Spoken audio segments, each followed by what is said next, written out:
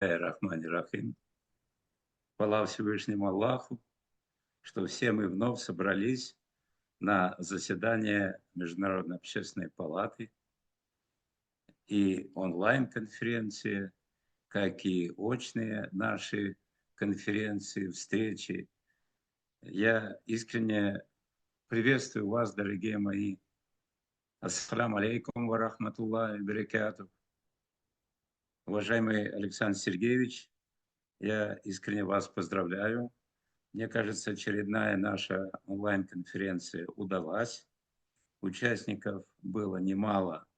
И интереснейшие люди, которые являются совестью и умом своих народов, в своих государственных объединениях. Замечательные идеи у каждого. И нам эти идеи придется хорошо суммировать, оформить и выполнять, потому что идеи должны становиться материальными, они должны исполняться в жизни. Вы знаете, я очень взволнован тем, как приятно слышать людей, казалось бы, в этот период турбулентности международных отношений, понижения активности церкви, религии вообще, политики, которые себя не выполняют функции тех представительств своих народов, своих наций, те огненные войны, которые происходят во многих регионах. Как говорится, где-то более 50 таких очагов военных на сегодняшний день в мире. Когда слышишь озабоченность вот этой турбулентностью, вот этим неправильным подходом к жизни всех народов, всех одинаковых равных творений Всевышнего Аллаха. Переживание одно, надо их воплотить, надо действовать вот от этих высочайших идей, изложенных нашими великими людьми, этими борцами. Есть надежда, что мир не разрушится, потому что есть такие люди, потому что они в своих регионах это добиваются справедливости, сеют благочестие между людьми. Буквально выступление каждого вот ложится мне в сердце. И не потому, что я эмоционален, а потому, что я в этом мире исламском, в мире своих родителей, в мире окружения, в мире замечательной среды на нашей Беларуси, центральном государстве европейской части мира. Вы знаете, мы действительно в пятницу и в субботу предстоящей, вот этой недели, будем обсуждать, каким образом после длительного, очень сложного атеистического государственного периода возрождаются религии в нашем обществе. И какое место занимает в этом религиозном, общественном сознании ислам. Ислам, который пришел с моими предками 627 лет назад. Как в регионах родной белорусской земли за этот период, через пласты историй, разломов жизни народов Белоруссии, этого многострадального белорусского народа и проживающих здесь на сегодняшний день 155 этнических групп. Как сохранились те позывы, которые посылал через пророков и посланников Всевышний Аллах через послания свои. Вот после распада Советского Союза, с получением независимости государства, как строит она свою эту независимость, как развивается толерантность в обществе и какое место занимает религии, среди них ислам. Мы, простые люди, как традиции, сформированные вот за этот хотя бы 600-летний период, живут на сегодняшний день. И они будут жить, потому что есть в окружении, за пределами Беларуси. Есть вы, дорогие мои братья, дорогие сестры. Я искренне рад, что у нас на сегодняшней конференции выступают представители духовенства с озабоченностью, что духовность в мире несколько опускается. Я бы сказал, она, видимо, волнообразно развивается. Она не опустится, потому что это духовность от Всевышнего Творца. Она не может исчезнуть. И как люди озаботились сейчас, и не только сознанием общественным, чтобы удержать людей от кровопролитий, вообще от уничтожения нашей планеты. Как они заботятся и об этом, и о том экономическом кризисе, который происходит сейчас в мире. Буквально подвержены все государства этому страшному процессу. А экологическая обстановка какая? Все идет к ухудшению материальной жизни живого всего в этой планете. Как ведущие страны, ведущие политики отдельных государств, как они занимают такую активную позицию. Я искренне рад, что и президент Республики Беларусь Александр Григорьевич Лукашенко на всех последних всемирных форумах по экологии, что в Абу-Даби, что вот неделю назад буквально в Баку, он как знаменосец поднимает вопрос и подтверждает это своими постоянными действиями. Прекратить военные конфликты. Именно они вредят и экологии, а именно они направлены на уничтожение живого и в первую очередь человека. Как значимо нам поддержать и это направление. У нас есть же хорошо выработанная миром законодательная база. Вот у меня в руках буквально последняя, очень весомая Всемирная хартия мусульманских сообществ. Она была принята в Абу-Даби в 2018 году Всемирным советом мусульманских сообществ.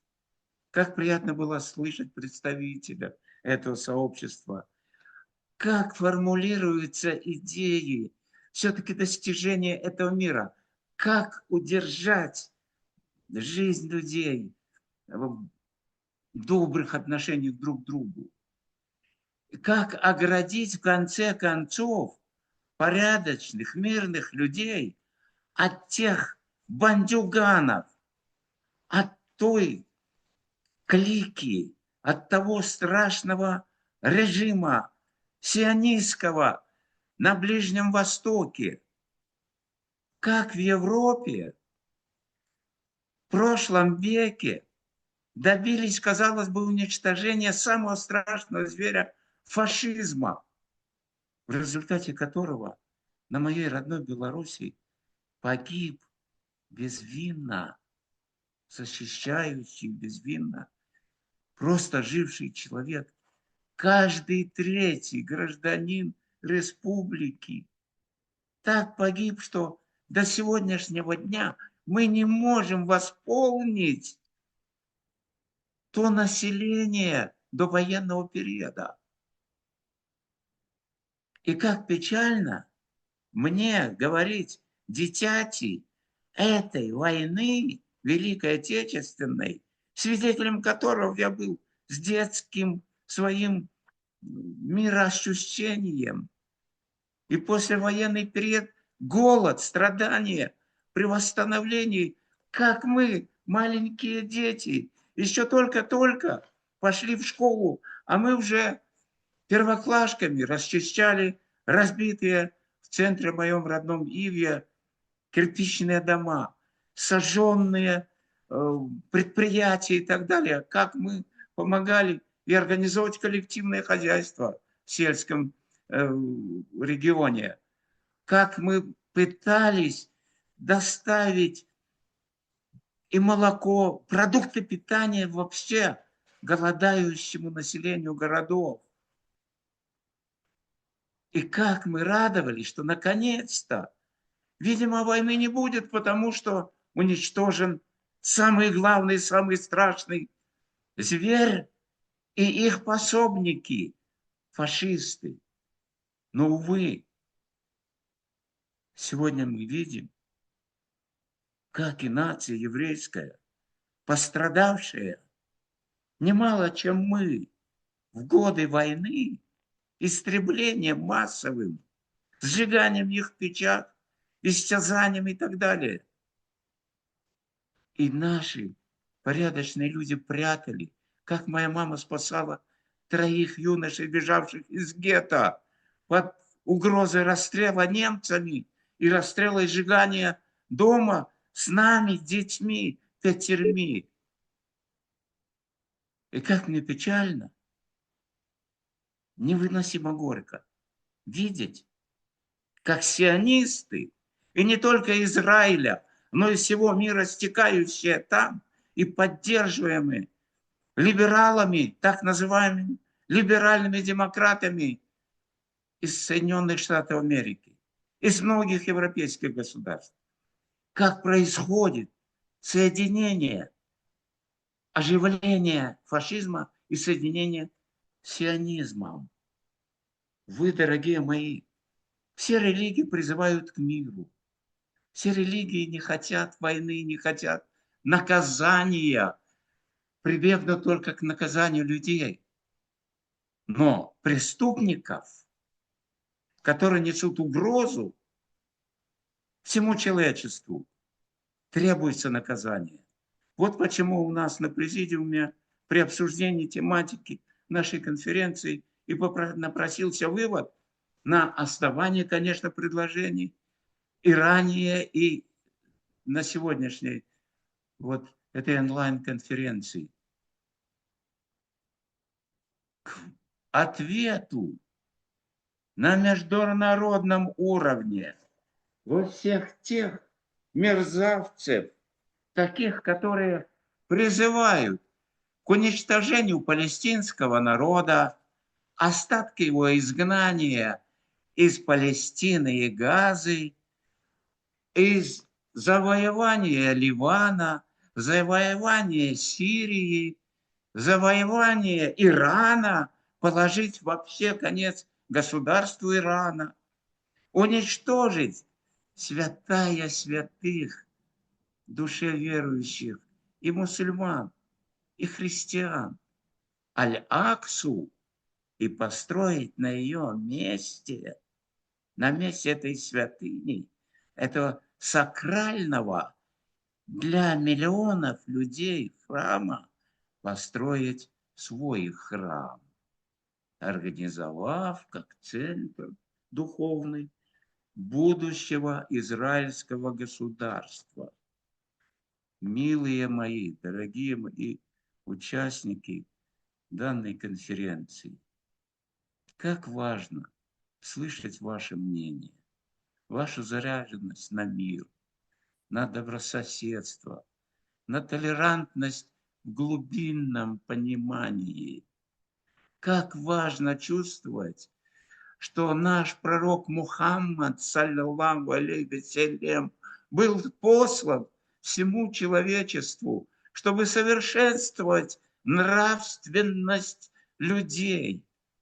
И мы с вами это делаем. Не только попытка, а у нас есть планы действий. Я искренне поддерживаю все ваши предложения. И мне кажется, есть гарантия. Вот при таких встречах, при заявлении нашего голоса, не только видение, понимание дальнейшего пути развития человечества на мирных основах, для чего и Аллах создает нас и забирает к себе, и в судный день к ответу всех. И нас, простых верующих, нас, простых людей, миллиарды их, и тех руководителей великих якобы государств, которые не говорят, что они атеисты, а заявляют, видимо, для своего электората. Заявляют, что они верующие, искренне верующие, и ходят в церковь. Показушная, мне кажется, сторона. Аллах оценит, я не могу судить об уровне их религиозности, но я свидетель тому, что якобы верующий и тут же из своего государства, как первое лицо, руководит разжиганием войн, выполняя какую-то миссию над правительствами Запада. Как это расценивать нам, верующим, такие движения? Вот почему нам хочется получить ответ. Нам хочется встретиться с представителями власти и Америки, и европейской части, и услышать их голос. Давайте устроим дискуссию. Давайте огласим итоги или ход этой дискуссии всем людям мира. Пусть услышат голос нас всех. А нас с каждым днем все больше. На сегодняшний день представителей 69 государств. Я искренне верю, что это будет не меньше, чем государство, входящее в Организацию Объединенных Наций. Я на этой неделе, может быть, я слишком эмоционален, извините, я готовлюсь вот к таким важным мероприятиям. Я искренне расскажу нашим собравшимся гостям из зарубежья, нашим духовным лидерам, нашим представителям государственных органов и парламента здесь, общественности и руководству Международной общественной палаты. Здесь всем доведем, как шло обсуждение на нашей конференции и какие решения приняты для осуществления их. Я искренне рад еще поделиться с вами этой радостью, что 11 ноября в Эр-Рияде состоялся, казалось бы, невплановый, экстренный арабо-исламский саммит, посвященный проблеме Палестины. Как здорово, что наконец-то первые лица мусульманских государств сели за круглый стол, отстранили между собой те маленькие какие-то на фоне общей глобальной политики на сегодняшний день в мире, те разногласия, сели вместе и обсудили. Требуется единство, требуется взаимопонимание и единение в действиях, чтобы обуздать агрессоров, чтобы придать возможность людям жить более спокойно. Потому что на сегодняшний день это же это ж не секрет, это всем понятно, что военные конфликты, разногласия приводят к конфликтам цивилизаций. И в первую очередь западная цивилизация, дальше мусульманская цивилизация, источник науки, источник законов бытия от Всевышнего.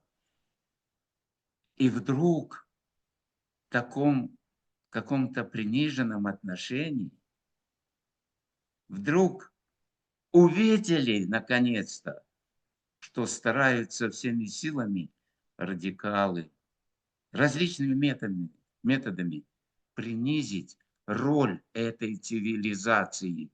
И что в ее в самом сердце находится кто? Сионистский Израиль, ставленник радикального Запада. Такое собрание только первых лиц мусульманских государств. А мы, смотрите, как с Международной общественной палатой делаем следующий очередной шаг, что приглашаем не только первых лиц мусульманских государств, но в основе сегодня у нас на конференции и лица не мусульманских государств, таких как ваш покорный слуга. Давайте, дорогие братья, объединяться. Давайте ценить то, что Аллах дал нам. Я искренне буду за каждого из вас совершать молитвы. И я благодарен каждому из вас. И, конечно же, нашему Центру Международной общественной палаты. Я причастен тоже к данному президиуму, данного созыва, уже второй созыв. Я вижу, как динамику активности, благородствия в мире набирает наша Международная общественная палата, как в ней участвуют и профессиональные дипломаты, и как основу составляем мы с вами, как представители народной дипломатии. Пусть Аллах хранит каждого из вас, ваши народы, ваших близких. Пусть продлит жизнь вашу в благосостоянии и в мире. Ассаламу алейкум ва рахматуллахи ва баракатуху.